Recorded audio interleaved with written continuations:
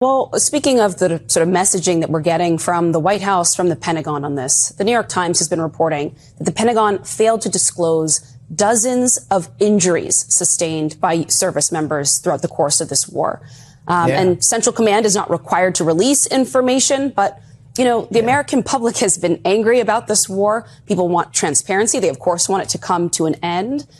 And while there may be an argument to be made here that you don't want your enemy to know the sort of full extent of the damage that they've done at these different bases in the region, does the American public deserve to know more about what has happened to our service members and what we've essentially done to ourselves in the course of this war with Iran? Trump got some devastating news from the New York Times as he's facing new questions about the human cost of his war with Iran and whether or not the American people know the full extent of the damage. Now, I know it may come as a surprise that the man who just recently said that we may never know who was to blame for the bombing of an Iran school that killed over 100 school children because, quote, things happen in war, missiles were just flying everywhere. Can I switch to Iran, please? Sure. And specifically the Manab school attack. 120 children dead, 26 of their teachers.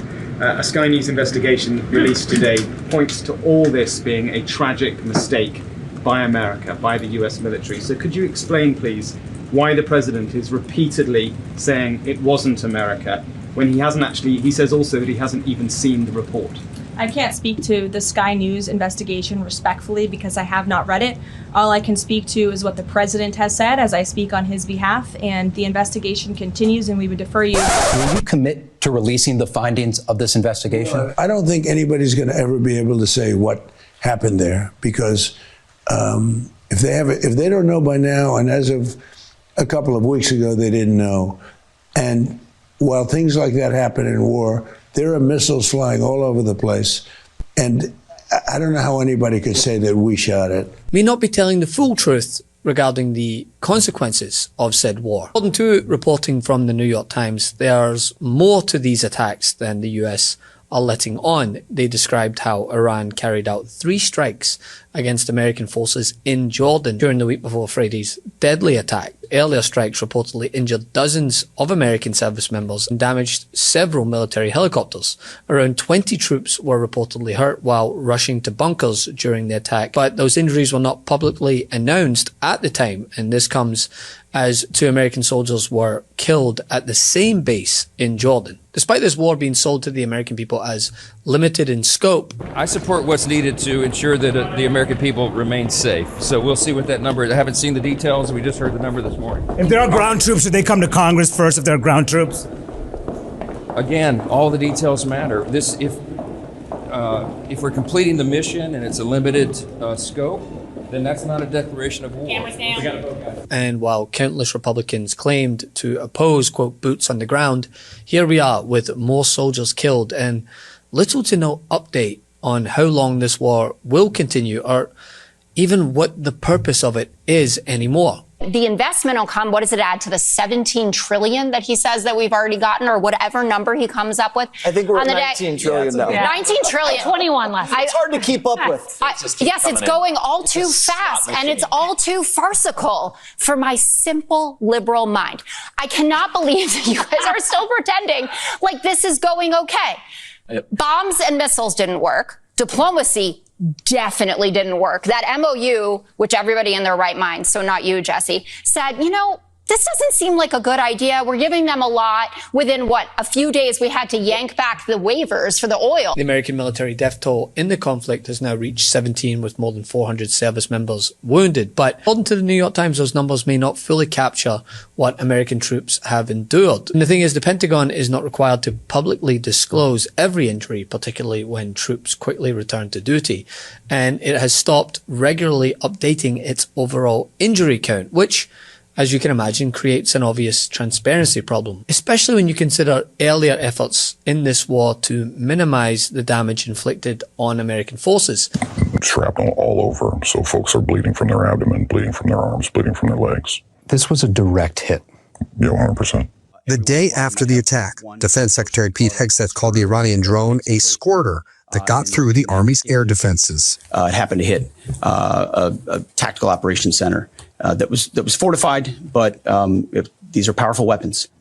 What fortifications existed there? I mean, I would put it in the none category from a drone defense capability. None. There were no fortifications. None. What you're describing can be very painful for a lot of the families of the fallen heroes, for a lot of the families of the injured. I'm very sad for their loss, and it's something I'll carry with me for the rest of my life. But I'm also immensely proud of them and their sacrifice, and the family should be too. Hegseth, and in response, reportedly complained that, quote, when a few drones get through or tragic things happen, those incidents become front page news. Well, yeah, when drones penetrate American defenses and kill American soldiers, that generally qualifies as front page news now, especially when the president is flip-flopping every 5 minutes on what his objectives are and whether or not this war will continue for months or even years to come. Do you believe the Iranians are serious about making a deal? I think they have no choice.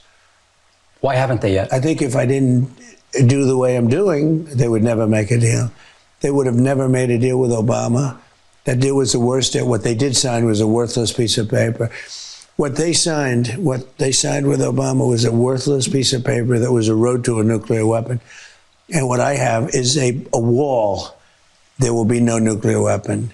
I'll never sign. And when you listed the three things, by far the most important is they will not have a nuclear weapon. Take me back to the moment.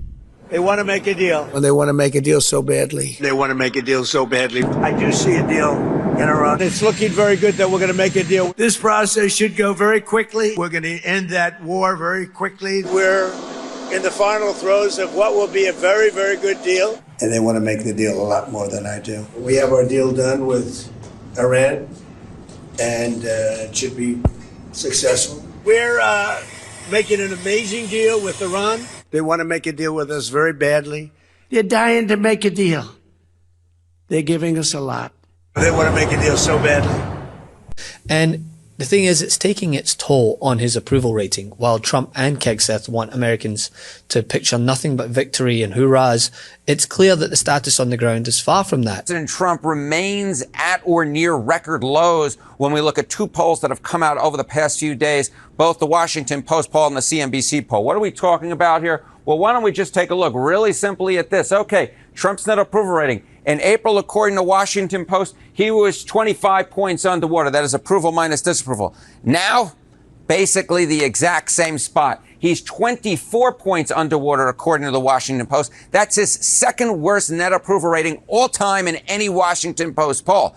Now, you look at the CNBC numbers, and they tell the exact same story, even if they're slightly different numbers. In April, look at that. Trump was 18 points below water. Look at where he is now. Trump is 19 points below water. That is the worst ever net approval rating Donald Trump has ever had in CNBC polling. And when you combine the two of them, we can just say that Trump is underwater. You know what? I'll use one of my favorite phrases, like the Little Mermaid. Now, I want to put these numbers into some historical perspective for you, not just within Trump, but other presidents as well this century. And we're going to average the Washington Post. I mean, it is interesting, too, how this completely obliterated Iranian military continue to attack U.S. bases, right? Isn't it? Maria, on Fox News? You know, CENTCOM says that there will be outsized action in retaliation, but I don't understand how it's possible that Iran has the capabilities to fight this way and continue to try to lash out at Gulf countries and U.S. military bases, because the U.S. has obliterated Iran's military, and the president continues to reiterate that.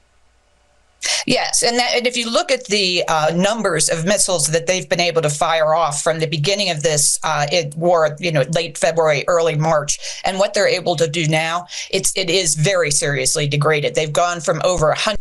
You know, she's so close to getting it, I think. And all this is going on as Hegseth is out here gloating about more testosterone in the military, leading other Fox hosts to remind Americans why that network has settled more sexual harassment cases than the Weinstein Company. At the Department of War, we have the most elite warriors on the face of the earth. I'm authorizing a new screening program for testosterone deficiency for our service members, ensuring you have the right testosterone levels to operate at your absolute best. But you know what's going to happen?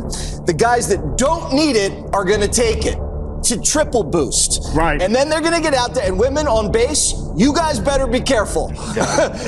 Port calls, women in Asia, you better be careful, because these guys are going to be wild animals, and you better watch out. But shouting, quote, "Hoorah" and "War is hell" does not absolve the person overseeing said military from explaining why the attacks on American troops keep happening, and according to the New York Times, why they're going underreported. Want to stay plugged in? Become a subscriber to our Substack at MeidasPlus.com. You'll get daily recaps from Ron Filipkowski, ad-free episodes of our podcast, and more exclusive content only available at MeidasPlus.com.